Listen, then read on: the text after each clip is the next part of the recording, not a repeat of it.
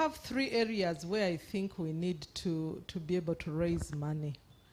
One, could we say as Ugandans that 1% of our taxes goes to prevention and mitigation of GBV, but especially supporting the shelters? And that's where we need our MPs and also the ministry. The other that I also think we need to come up with an endowment fund. One donor could give one lifetime funds towards the cause.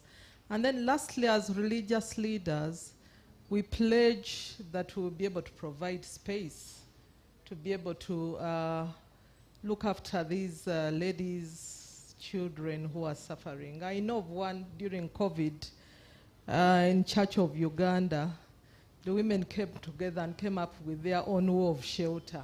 And they looked after the girls who were all over the place. So we pledge, once we work together, and it's very clear what we want out of this. Thank you very much.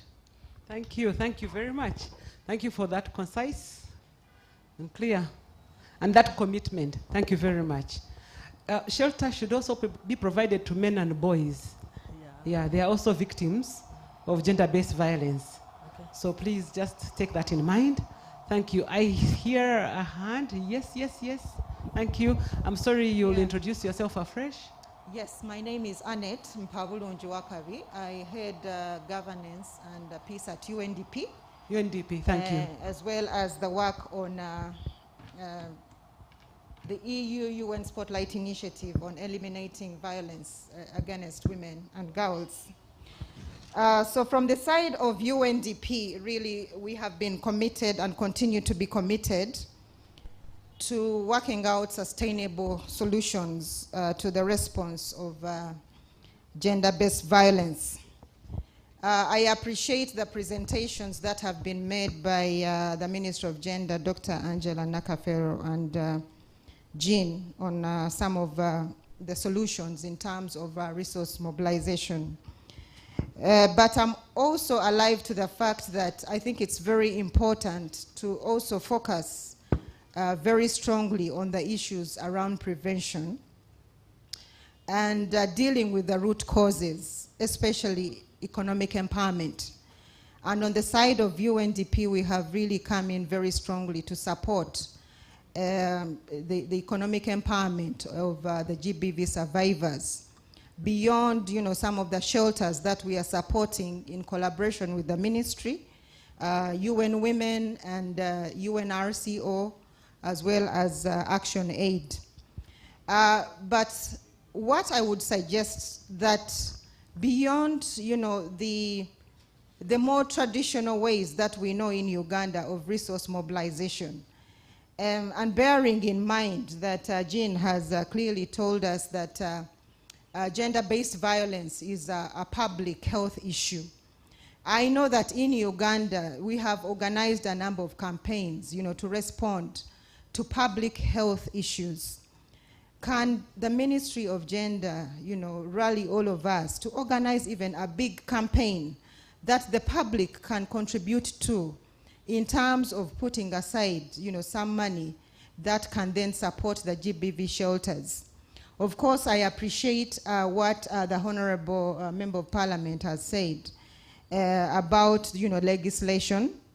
I think that will also be pertinent, given that the resources that also come in from government are indeed those that can be very sustainable when coming to dealing with this issue. And from the side of UNDP, working with the Ministry of Gender, Labor and Social Development, we worked on research and analysis around the issue of financing for GBV. And I'm glad this information is available and can also be part of that resource that can be submitted and shared with the relevant parliamentary committees and UOPA in order to make and build a case for financing of the GBV shelters as part of the GBV response. Now, that said, in terms of how the shelters are set up, perhaps there could be consideration also to diversify in terms of, you know, the way some of the infrastructure is set up, you know, thinking of sustainable solutions such as the use of solar energy, but also bringing in components that go beyond, you know, just responding to the immediate need of a survivor that has gone to a shelter. For instance, components around agriculture, whereby if a shelter is supported, you know, to put up maybe some gardens, then the survivors that are going there can, you know, be able even to get their own food, you know, if the shelter is engaging in production. I know that in some of, you know, the districts that we have worked with, and I would like to thank, for instance, the Terego district, Amdat, where the district has even provided the land for the shelter. And this land is actually big. So why not increase on some of the components of what the shelters can do, such that, you know, things like food can be produced even by that shelter, so that those who come there, there is something immediately that they can be able to, you know, because part of what is also required in these shelters is food, which then also increases the costs. But if the shelter is made, you know, productive, diversify some of the activities that are ongoing at the shelter, my view is that that could also help in terms of, you know,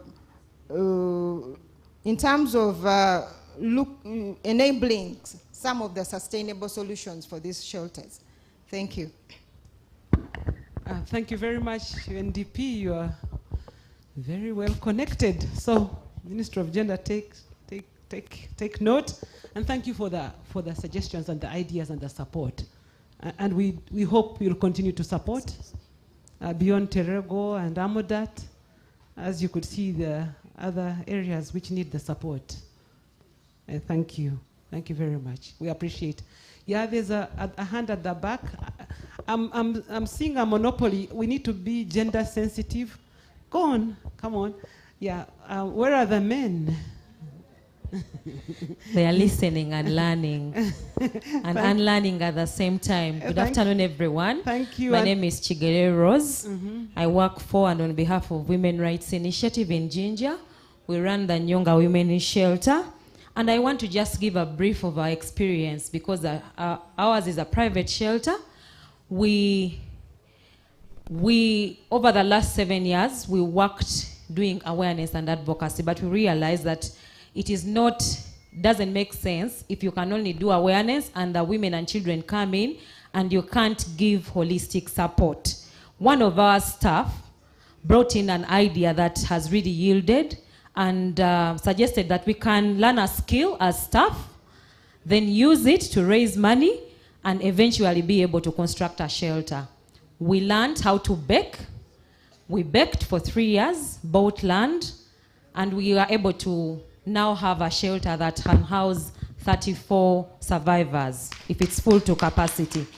Now, the challenge is maintaining and sustaining the efforts that we have created.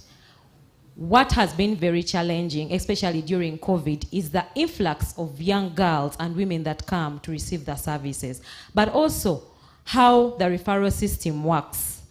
What we have done to reduce on our costs is what exactly Madam that has just spoken said. We decided we are not going to use the electricity, the hydroelectric, because those expenses were high for us. We use the solar, we harvest water. We have a vegetable farm around a garden around our shelter, because it's quite big. It's almost on an acre of land. And so it allows us to do the vegetable gardening around the perimeter wall. And we also still do the skills giving. We have coupled that with our small bakery that we still run, and it comes in handy to support those things that are not supported by development partners and individuals. But also, we have tapped into community and private sector. For us, we have an engagement, deliberate, to work with companies as well as individuals to donate us things. We go to a company and say, yes, we need sugar from you. Can you just give us a sack of sugar? and that's all we need. And some of them have come on board. If they really understand the work that you do, and you have the ability to express how this is going to come to support the people that they work with, because we bring it to them that these people are your employees. And if they don't come to work, you are not going to have the goals that you need to work on. So if you give us the things that you give us, we are also going to give the awareness and the education to these people so that they are able to come in to work with you. Because Ginger, of course, has quite a number of industries, and some of our peri-urban beneficiaries work within the companies. But for us, it has worked because we have tagged the entrepreneur bit with the community as well as other fundraising efforts, and it has yielded. Thank you. Thank you very much. Thank you. That's real. Thank you. Thank you for sharing. I don't have much to add. I think it's brilliant, and I hope this would provide you with an opportunity to network further. Thank you.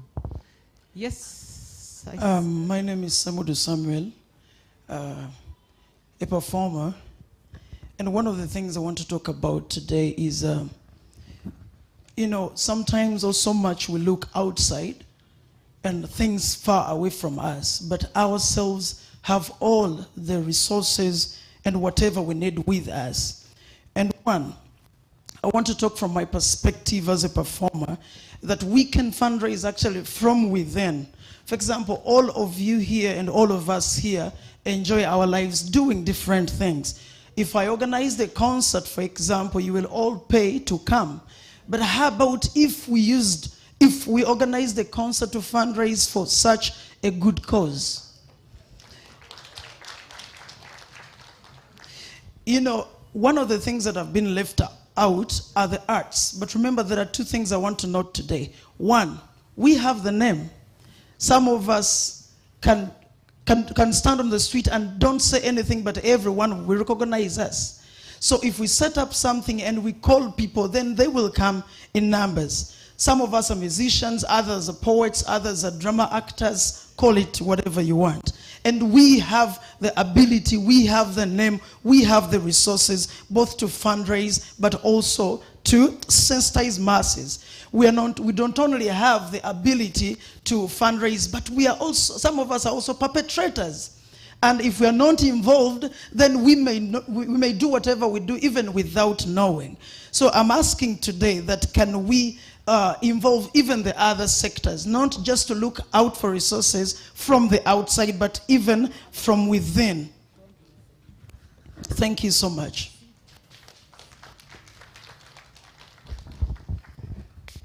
Thank you. Thank you very much, the artists. You are on the program, right?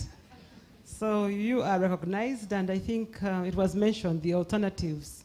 Thank you for the ideas. Yes, I'm looking out for more. Should I? Thank you very much. Yeah, Good afternoon once again. My name is Lydia Nairoba. I'm working with Uganda Women's Network. I'm going to talk briefly on part of our commitment and ways of sustaining the GBV shelters, both in Kamuli and Namutumba. Appreciation goes to the district local governments of Kamuli and Namutumba, who offered us free land, currently housing the shelters. And as part of sustaining the activities of the shelters, we've decided to use part of this land for cultivation of food. And this has been ongoing in Kamuli. And this is one of the interventions we are using to curb the aspect of food scarcity. Then the other aspect we are doing is that we realize that because of the dependence syndrome amongst the women, even when we try to shelter them and then later release them back to the societies without further interventions, then we are doing no work. So we've decided to roll out a mini grant activity where we are offering mini grants as startup kits for GBV survivors to empower them economically.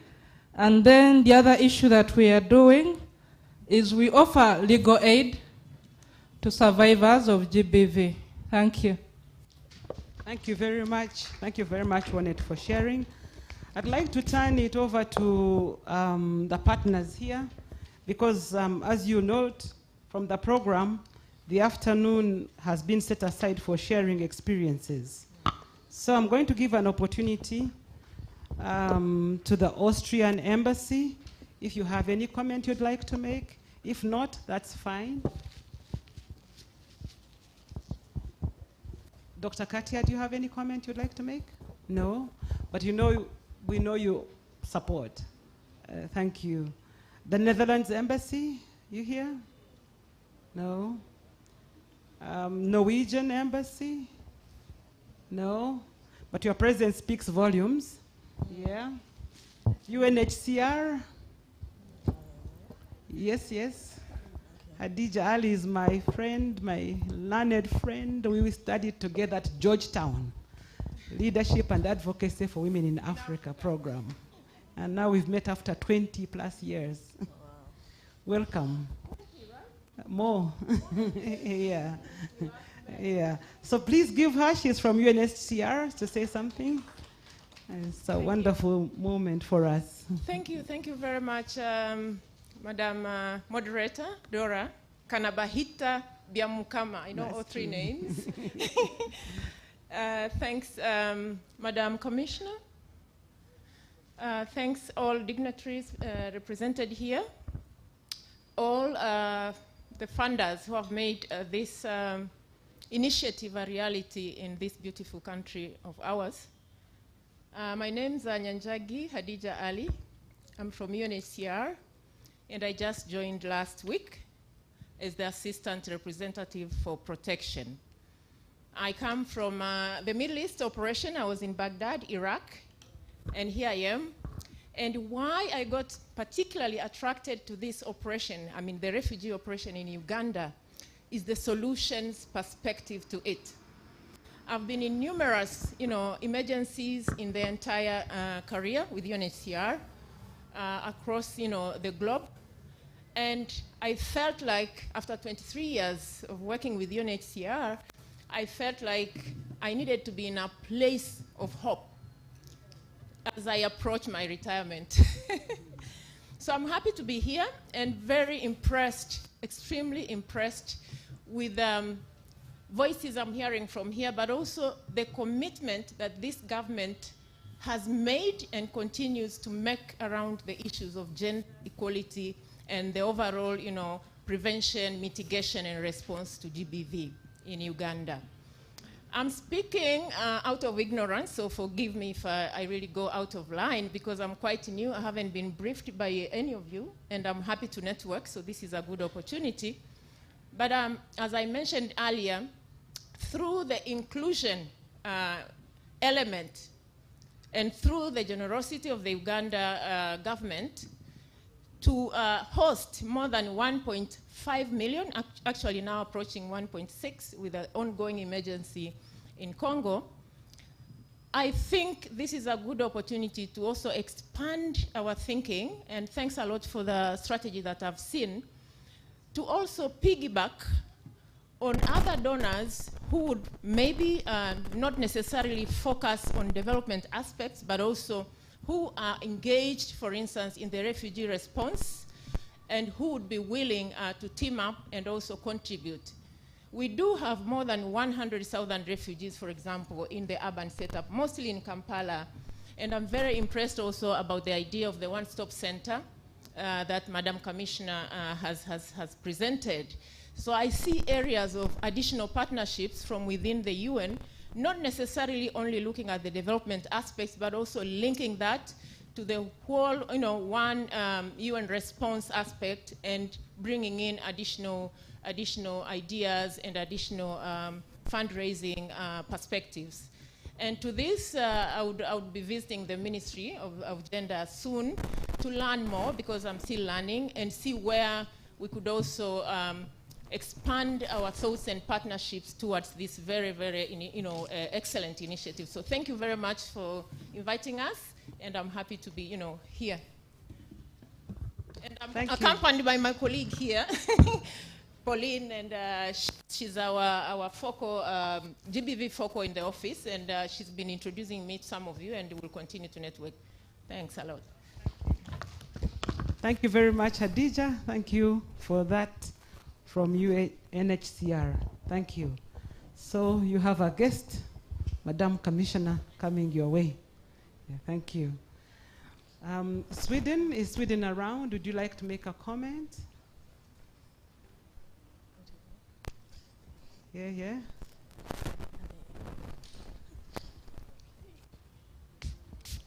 Thank you.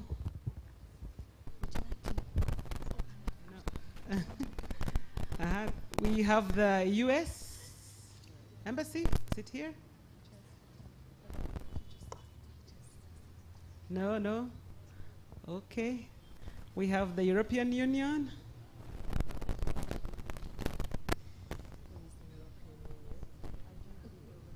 And we've heard from UNDP.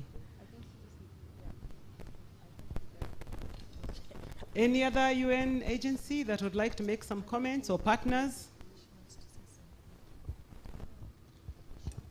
Yes, please, Dr. Katia.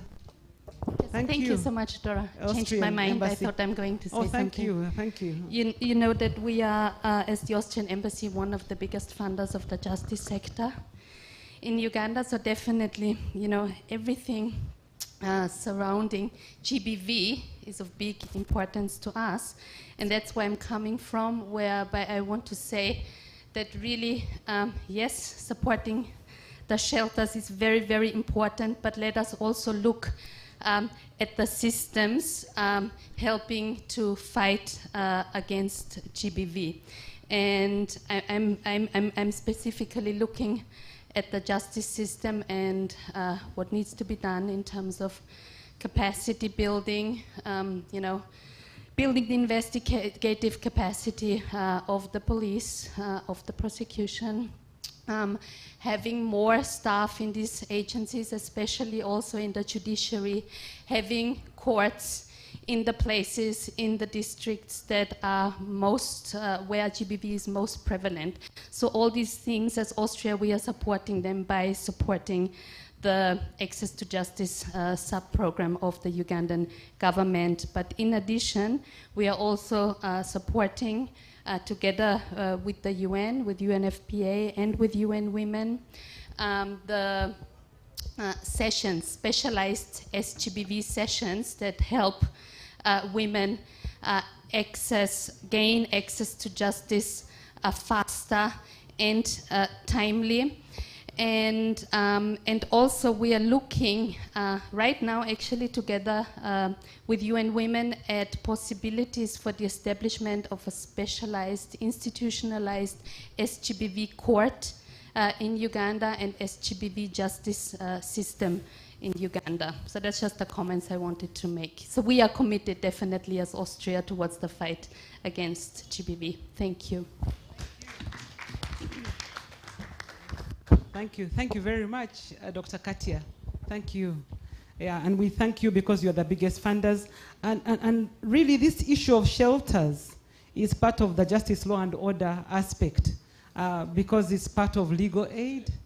And we do recognize and appreciate what you're doing and the support you are giving, even when it comes to issues of special courts. Yeah. Thank you for that. Yes, ma'am.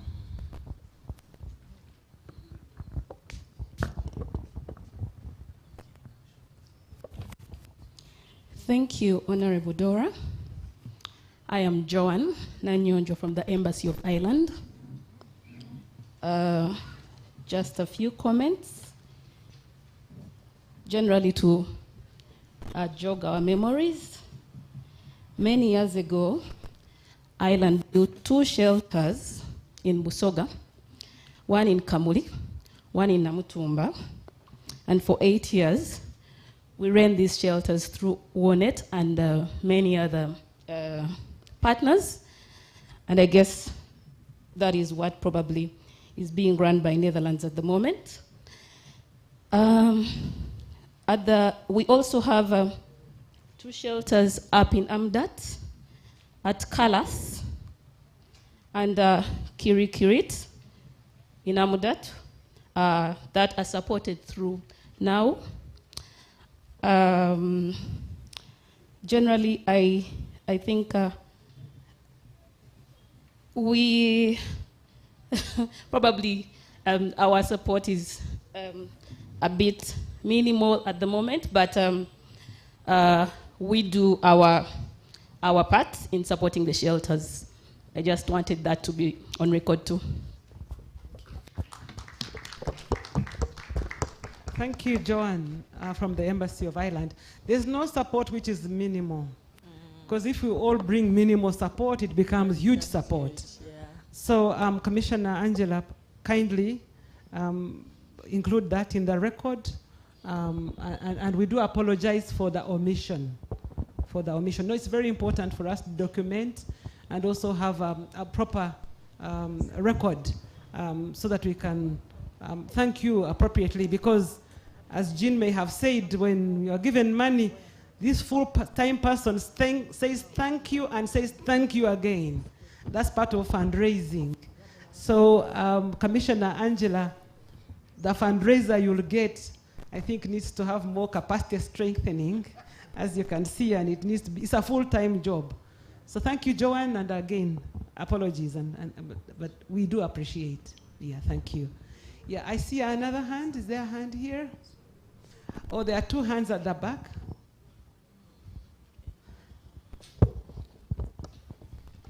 Okafuji.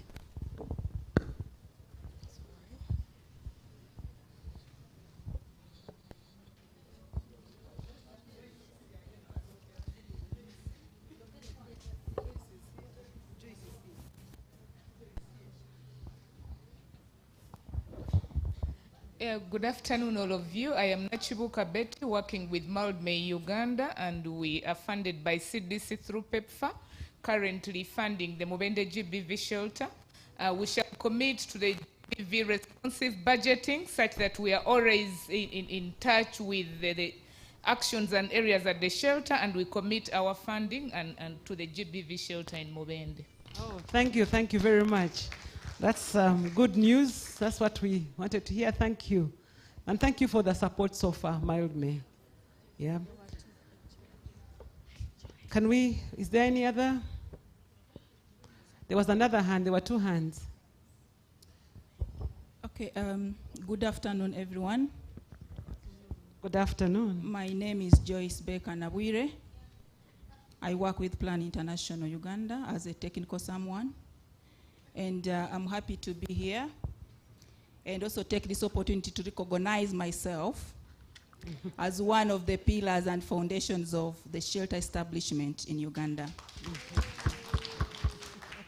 And I want to recognize all the districts here who really played a very big role in ensuring that the shelters that we are here to discuss today are actually in place and running.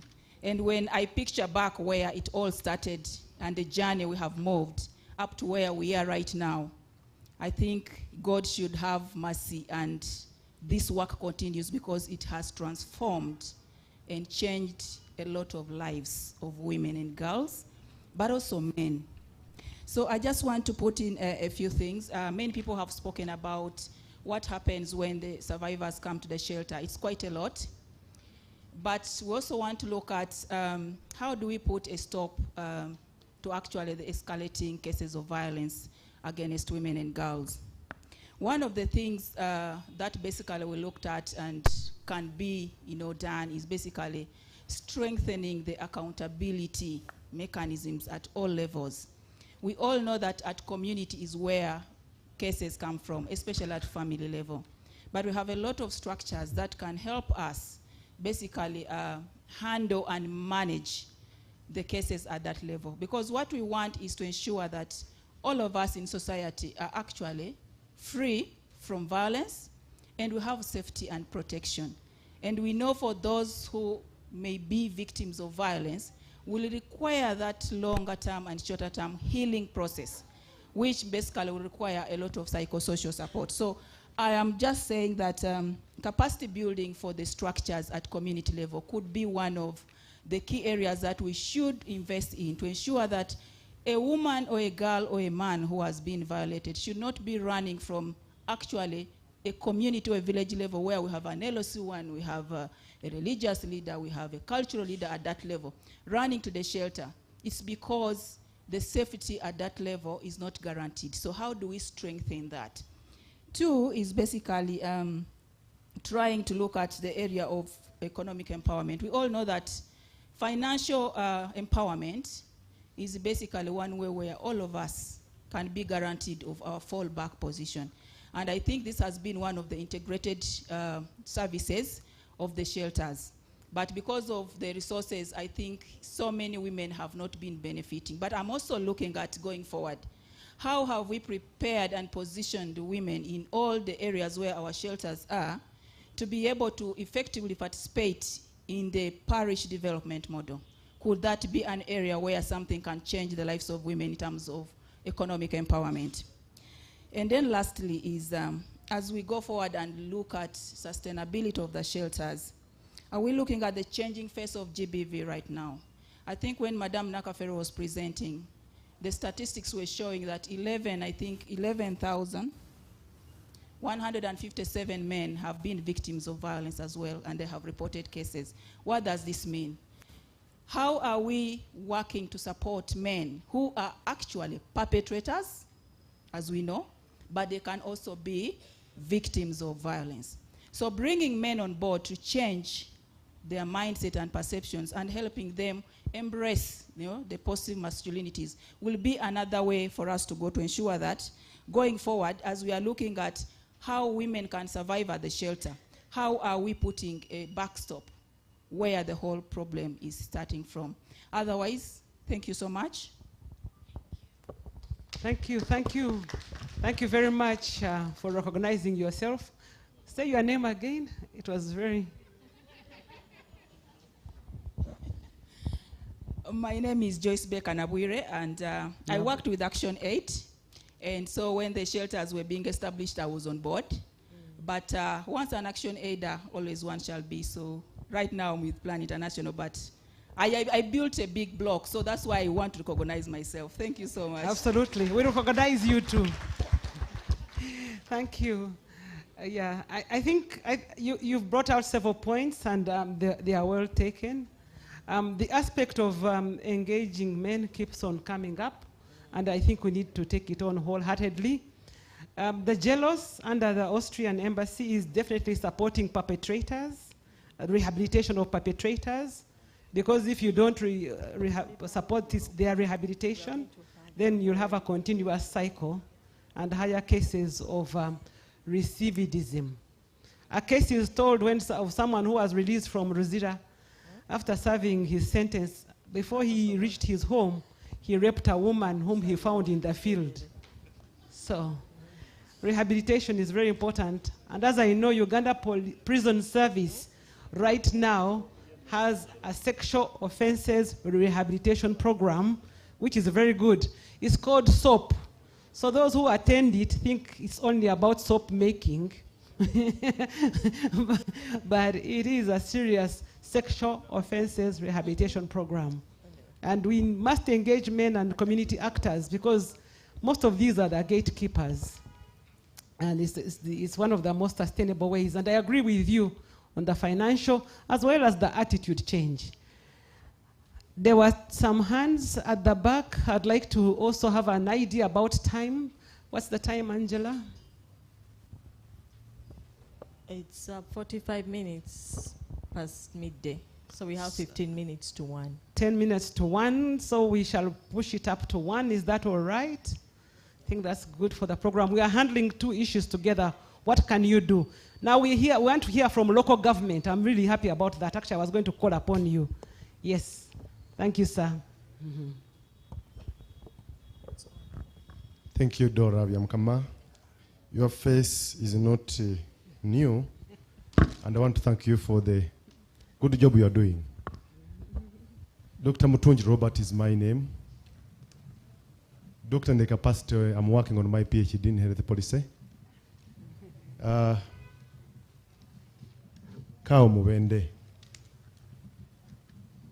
I just want to echo a few issues. Dr. Angela and Jean, thank you so much for your presentation. However, in your presentation, I wanted to hear something related to longer-term financial plan, not only by our partners, but also what can we do? What if our partners are not on board? Would SGBV survive?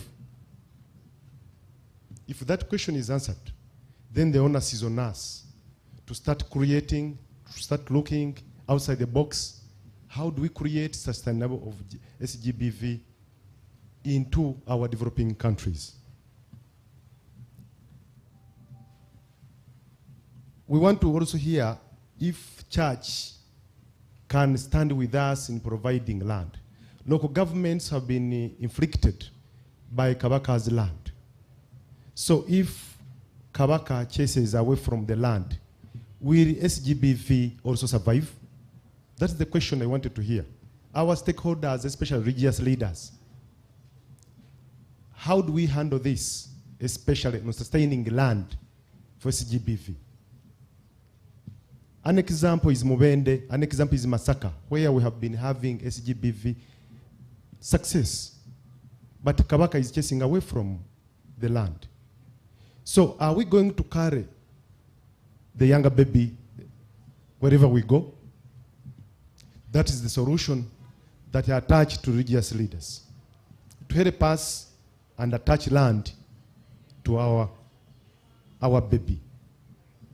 How do we mobilize funds, given the fact that local governments are given little funds? How do we pattern with the community development officer to have personnel and expertise, especially in employing people to help in on GBV, to assist? If we don't do this, then we are not looking at the cause, but we are looking at only effects. Meaning that we are coming from zero and going back to zero. Let us look at it broadly. For instance, how do we involve our other partners who have not been mentioned here to be on board? The other issue that has been mentioned that is very touching, according to the UN report in 2020, before COVID, indicated that 3 out of 4 of the Ugandans have been educated and have been sensitized on the issue of SGBV. So it means they are aware. So if they are aware, this computes it to 67% how GBV survivors have been helped and have been informed. But we are seeing the causes underlining. One of the causes is men have not been brought on board. Don't we need mainstreaming and capacity building for men? Don't we need to engage them like men engage, like a foundation for male engagement, these NGOs, to be supported in order to teach, sensitize, bring on board men, because they are the causes and they are part of it, of SGBV. This needs guidance so that we can create sustainable solutions for sustainable development in good health and economic development through equipping ourselves with the right solutions. To make gender equality is not one day or one person's journey. It is a collective effort that we need to embark on, discuss, and find sustainable solutions. I wish I was the MC. I would educate you more on this. But unfortunately, I'm not. I'm writing a paper I'm presenting in Australia soon on SGBV. And I have been also called in Vienna to present some papers. I've been to Germany to present some. I'm very, very concerned about gender issues. And I want to see a change. But if we can work together, the sky will be the limit. I thank you so much. Thank you very much. Thank you very much, Dr. Mutunji. Kao Mubende. This is very academic. And if you are a moderator, you may not say much, because moderators just listen. But thank you for your comments. I know Dr. who has already attained hers will respond, Dr. Angela Nakafero. I see one hand at the back. I will limit it to, there was a hand here. Let me be fair. There was a hand here. I'll come to the back, and then one more, and then from there, I'll give an opportunity to the Honorable, the Commissioner, and then Urgent Action Fund. Eugene, if you have any responses you'd like to say, if not, that's fine. And then we shall cap it off. Yeah, thank you. Thank you, sir. Yeah, thank you very much, Honorable, for moderating this session very nicely. My name is Kumakech Charles Soluba. I'm the Chief Administrative Officer of Moroto District Local Government. I want to make a small contribution on the issue of how, what is our commitment to sustain and support GBV in Uganda, and this case may be in our local governments. I want to begin by saying that as local governments, we are really very, very committed. And you can see our commitment in the provisions of spaces for shelter. Giving our staffs to do the coordination of activities, to do follow-up, to do counseling, committing even our logistics like transport, for example, to do tracing, resettlement of these victims, of these survivors. But as was noted in even the video that we saw, that at every stage of the interventions in GBV, money is required. And that is where our biggest challenge is. I was very impressed when Honorable Member of Parliament mentioned that they're putting in place legislation towards this. And that should be our beginning point. Because we don't have money in local governments, and the monies that we get from the center are all conditioned money. The only money that is available is the local revenue, which is always very little. Now, where is this money conditioned? It is conditioned from up. It is conditioned from up by our members of parliament up there. So what is my suggestion now? We have talked about political goodwill, and you, Honorable Member, you really bothered to explain what is this political goodwill that we are talking about. In the local governments, there may be political goodwill also, but to what extent can it contribute towards allocation of the local revenue, which is not conditioned? I wanted to suggest that why can't our parliamentarians who have goodwill for supporting GBV also condition something from up for the local government? I wanted us to borrow a leaf from HIV mainstreaming, where they've put it as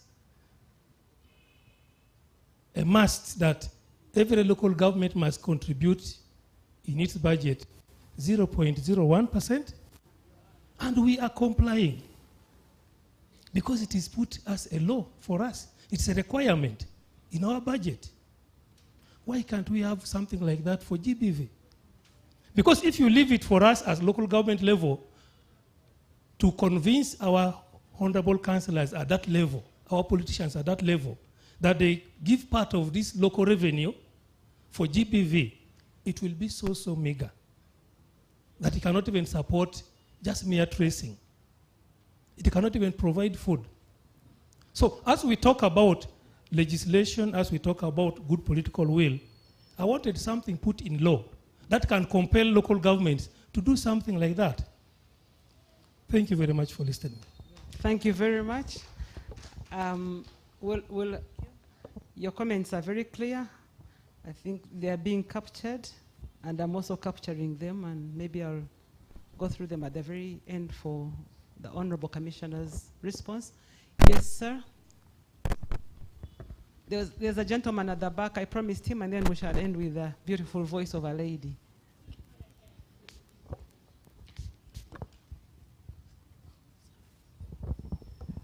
Yeah, thank you very much, Honorable, for taking us through this session. My name, once again, is Biaruhanga Arthur, and I'm the District Community Development Officer for Mbarara District Local Government. I'm on the sustainability part of our shelters. As in Mbarara, we are currently running a shelter, which was being managed by Mifumi, but due to the financial constraints, they somehow pulled out, and as per now, it's local government that is managing and running the shelter. And in Mbarara, actually, things are changing. Because of the campaign that is there, even men have come up even to report cases of GBV.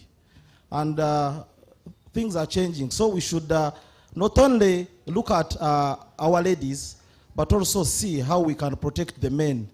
Because out there, they are not comfortable with what is happening.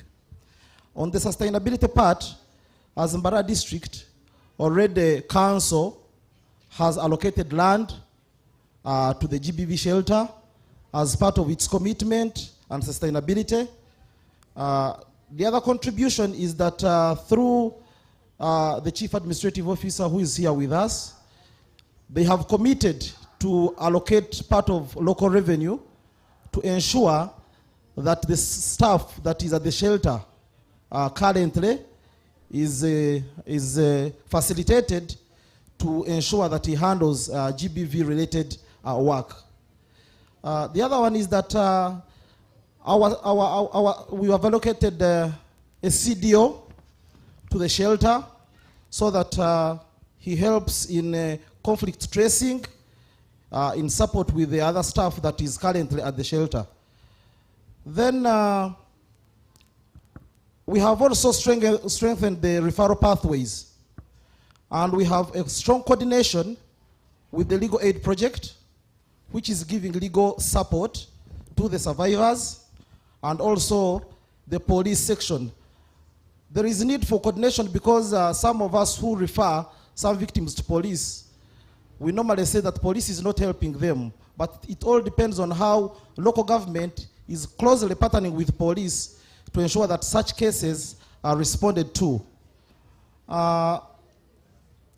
We actually talked something about COVID-19 era, post-COVID, and as a local government, Mbarara District local government, we have closely worked with some of the implementing partners, to say is EGPAF, that has brought up the DREAMS program and is supporting the young women, and it is supporting the adolescent girls and young women. And in this, we ensure that they skill them. And once someone is skilled, then the economic part is actually strengthened, and it is one way how we ensure that this young girl is economically empowered and the issues of GBV are reduced.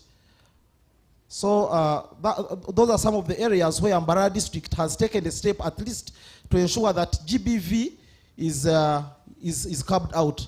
And we have actually put the shelter under the unfunded priorities. So we expect that at one time, since we don't have a funder, since it is in the unfunded priorities, we can at one time maybe get someone who can support us and we run the shelter. Thank you very much. Thank you. Thank you very much, Mr. Biaruhanga Arthur, BCDO Mbarara. Thank you for sharing that experience. I think there's a lady. Yes, thank you. Thank you very much. Is DREAMS under UNFPA? The program you talked about, Arthur? DREAMS?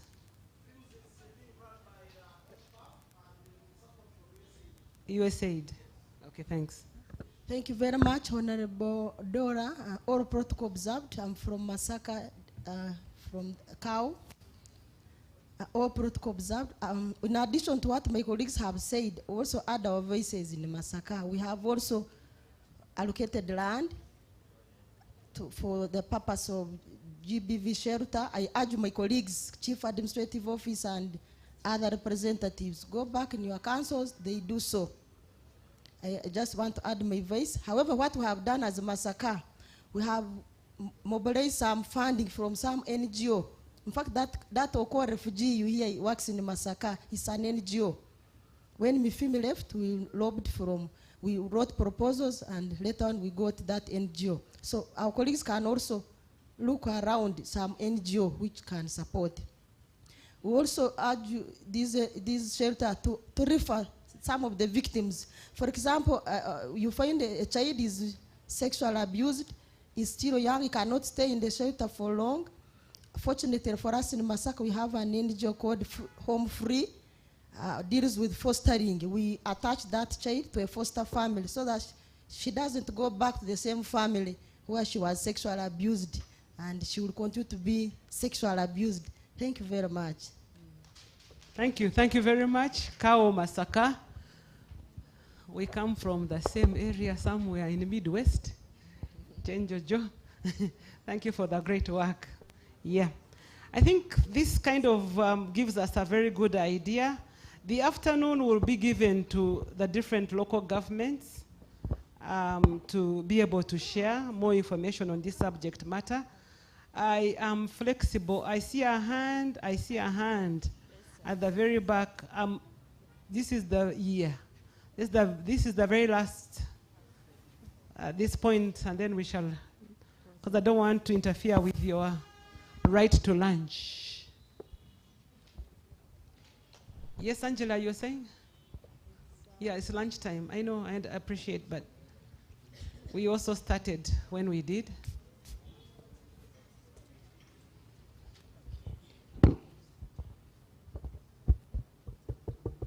Thank you very much, Madam Moderator. I'm called Logwe Alfred, Principal Assistant Secretary. I have come in to represent Kao Amudat.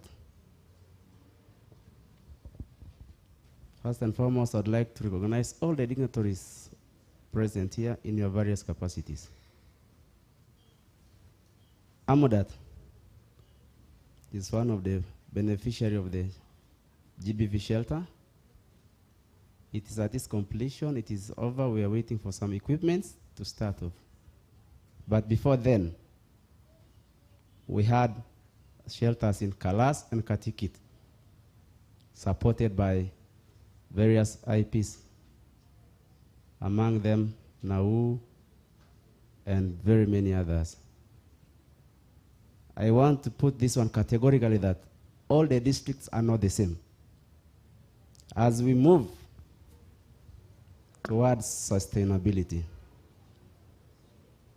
Amudat is one of the districts which is still a bit lagging behind.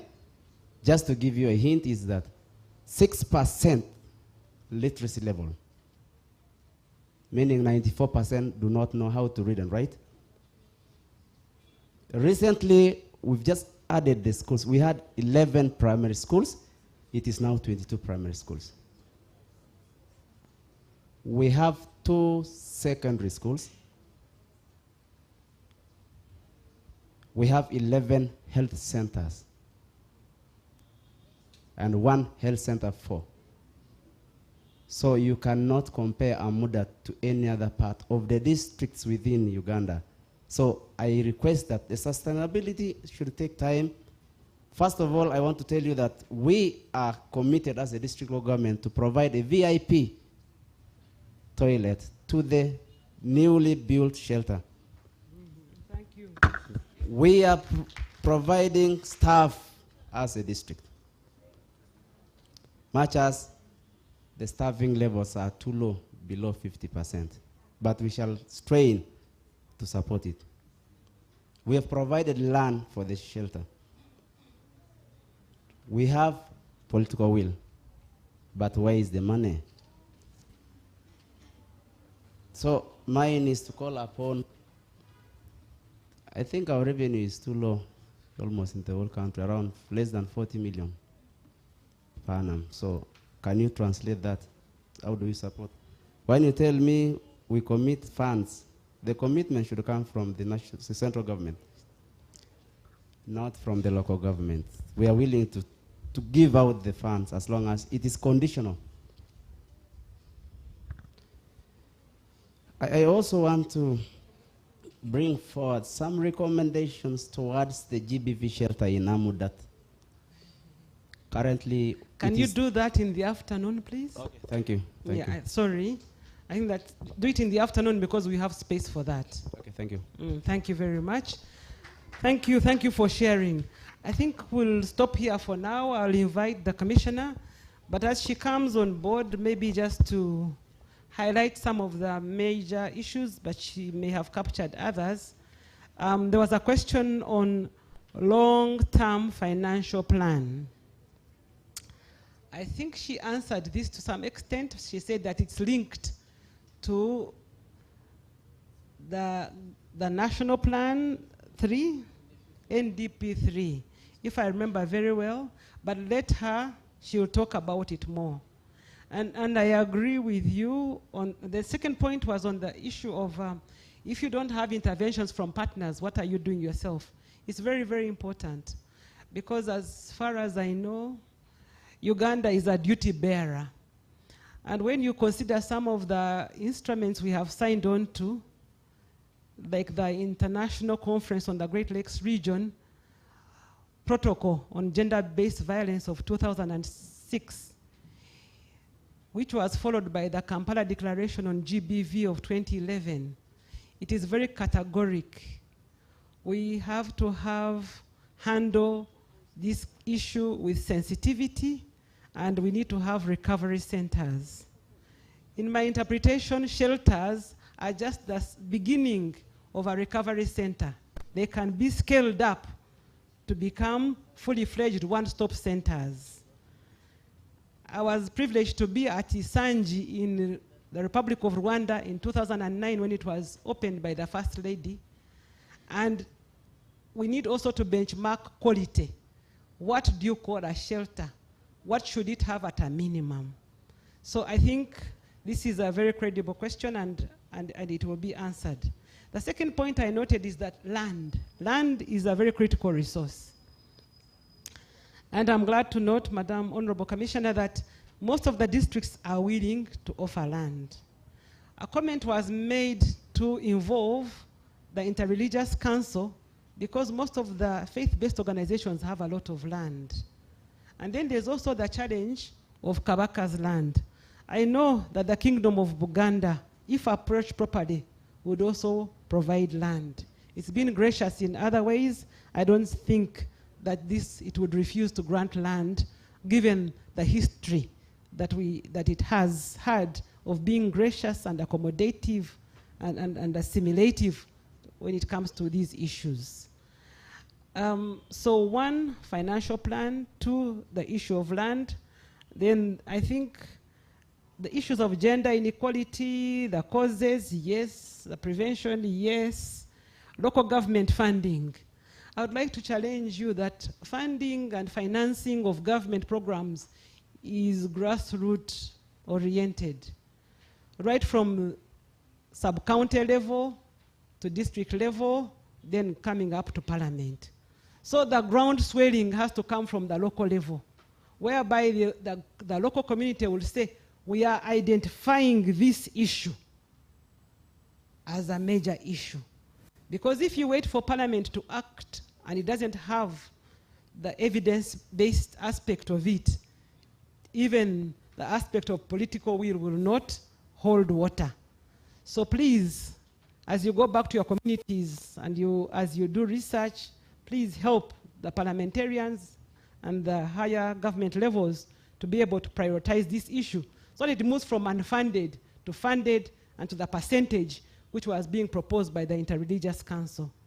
I will not go on. I think there was a lot said about coordination from Barara. Thank you very much. The referral pathway is very important. The post-COVID era was also mentioned. But basically, I thought I would highlight those points so that when the Honorable Dr. Commissioner comes to respond, she does it in a more appropriate manner. Thank you for being very interactive. Thank you for your interest.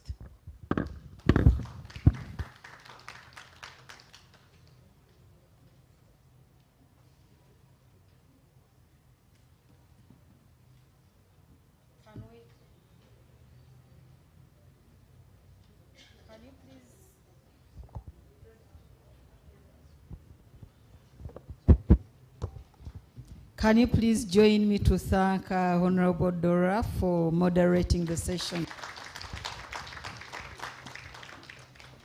Really, I would like to thank all of you who have contributed to this discussion on sustaining GBV shelter service delivery in Uganda. Quite a number of issues have been raised. The essence of our discussion has been on sustainable financing. And I'm glad to say that as a team, we've picked ideas, and we are going to work together in terms of finalizing a project document, which we'll use to engage further with the Ministry of Finance, Planning and Economic Development, our development partners, and other civil society organizations. But what I need to emphasize is the fact that we all have roles and responsibilities. I'm glad that district local governments have already identified their roles and responsibilities, and would like to make an appeal to them that at that level, let's also integrate GBV, prevention and response, and where we have the GBV shelters located in your district, please allocate resources for the delivery of those services. Secondly, I also need to note that we also need to integrate GBV prevention and response in ongoing programs. Currently, the entire government of Uganda is implementing the parish development model, and there are areas where we need to integrate GBV prevention and response. We are going to continue to do the same under the Uganda Women Entrepreneurship Program. Is still with us.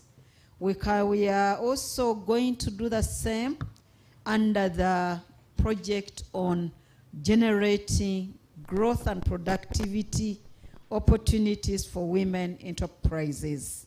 This is a national program where Government of Uganda is entering a partnership with the World Bank in terms of promoting economic empowerment.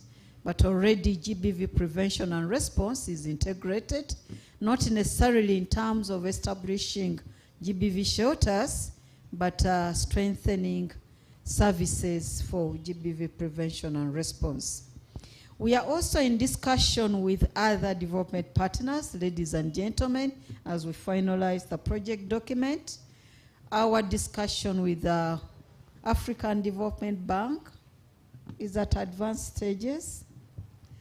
We are also in discussion with GIZ, working closely with the regional training facility. And I believe with more efforts towards that direction, we'll be able to answer some of the questions that have been raised in this meeting. I would also like to make an appeal to our development partners. I know they are well represented. We will be having further engagement so that we get to have their contribution in terms of the GBV shelter management and provision of services. My brother from Mubende raised the issue of male engagement. Ladies and gentlemen, we are already implementing the male engagement strategy. For the districts that are participating under the implementation of the EU UN Spotlight Initiative, and partly under the UN Joint Program on GBV Prevention and Response, the issue of mobilizing women and boys as allies has been prioritized. But of course, we all need to do more, and I would like to appeal to the districts that this is important and this is the way to go.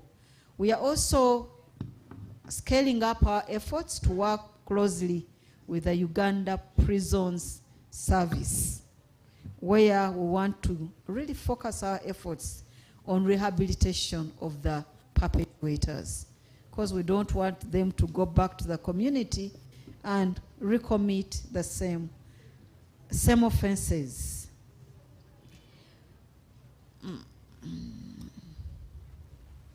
I think those I've heard the Honorable Member of Parliament will also step up our efforts in terms of engaging the members of Parliament to get their support towards this area.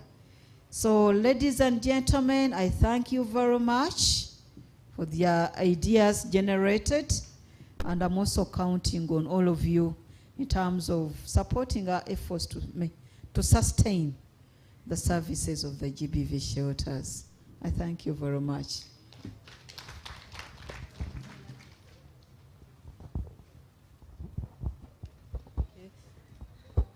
Let's give Commissioner Angela another applause. Thank you very much. We've approached lunchtime. As they are setting up, we have just 5 minutes. Let's be patient. 5 minutes. We shall be moving for 4 tables at a go. They'll request 4 tables to go line up, pick food, then other 4 tables. We shall be expected to submit these cards. Without this coupon, you won't be allowed to pick food. Thank you. So lunch will be